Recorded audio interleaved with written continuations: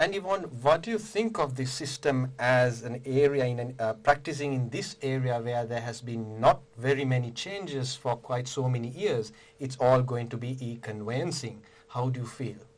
I'm actually very excited. As I've introduced myself earlier, I started out my career in the United Kingdom doing conveyancing as well. They have the same process, similar process where settlements are done electronically. So I welcome this new e-conveyancing process.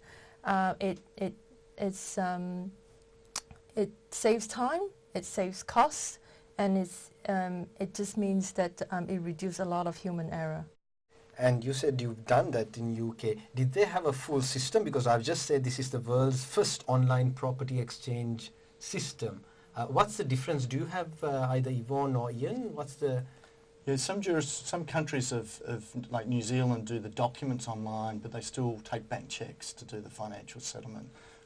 You can talk about the UK because yes. You've operated. Yes. Well, the UK is where the lawyer will actually be representing the bank as well, the financial institution. And just a day prior to settlement, we'll request the monies to be transferred into the trust account, and it's then on the day of settlement from the purchaser's solicitor's trust account will be then sent to the vendor solicitor's trust account. Electronically? Electronically in real time, and it will take roughly about an hour to get there. And once the money has hit the vendor solicitor's account, then it's considered settled. Right. So what does that mean in terms of the efficiency and cost to the client, Ian, or what can we expect? A client point of view, it will save significant costs in legal costs and conveyancing costs. There's no requirement to, from a settlement point of view, when it comes time to settlement, the conveyancer or lawyer needs to organise every party to a transaction. There's normally 4 parties to it. That takes some time to get 4 different parties, 2 of them being banks, to turn up to a settlement, and it's physically exchange bank checks and documents. This will all be done electronically, and there'll be no requirement for bank checks anymore. So that will save some money as well as when lawyers engage agents to go to the settlement. So if I say there will be significant savings to most parties and time as well, if I estimate somewhere between say 200, 300 or 400 of savings, am I correct or just expecting too much? No, I think you're close. There's a lot of different reports out there from companies around Australia that talk anywhere from sort of 120 to 250 to 300. I think it's very much dependent on how the firm's set up and operates. Do I use settlement agents, don't I? How much do I pay for bank checks, etc. But I think as Rex was pointing on, I think the most efficient savings comes in your time. As we know, your time costs you money, and not having to be on the phone both for a financial institution and for a practitioner is going to save a significant amount of time in setting up and coordinating settlement. I think the other big piece is for consumers.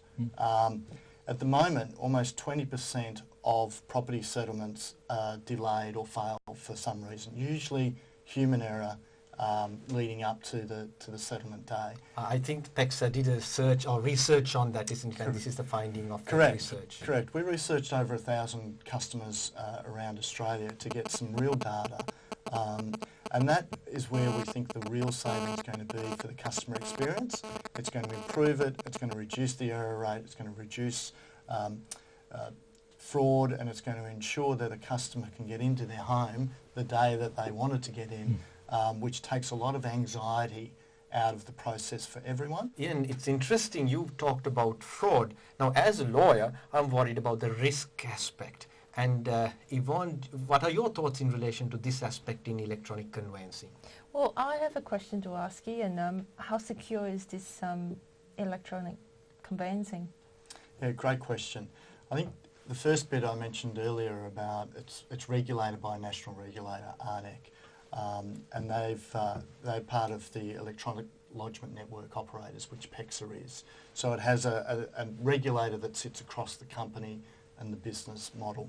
But importantly for practitioners and consumers, and part of that regulation, and the standards put out in the model participation rules, which is something that all property lawyers and conveyancers should make themselves familiar with. In the model participation rules, the only people that will be able to use PEXA are licensed professionals, and it's our job as part of the establishment of this network to ensure that we meet face-to-face with the licensed professionals around the country and verify their credentials as part of setting up the system. Is the system itself is secure enough like the bank systems? Yeah, it sits on the same system. So the Reserve Bank of Australia have been heavily involved in the establishment of the payment system within PEXA and build it to the same standards that operate a banking fraternity operating on. This is an important industry. It's $5.3 trillion worth of property that exists in Australia. It's the largest single entity and contributor from that point of view. So when we are talking about trillions, of course it's important and the risk aspect should be considered at a very high level. Very high level, the same as what you would see as any movement of money. And importantly, the Reserve Bank played an important part in setting up the payment system with PEXA and with the financial institutions, and the movement between how we've set up with the land registries and the state revenue offices has all been heavily scrutinised to the highest standards.